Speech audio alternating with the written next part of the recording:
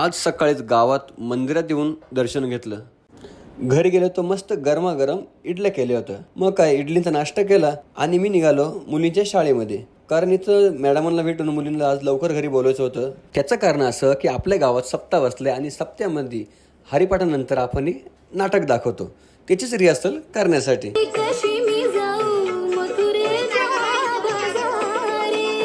Rehearsal पूर्ण झाल्यानंतर त्यांना मी थेट मंदिराकडे बोलवलं. कारण तिकडे त्यांचा मेकअपही करायचा होता आणि पुन्हा एकदा एक लास्ट रिहर्सलही घ्यायची होती.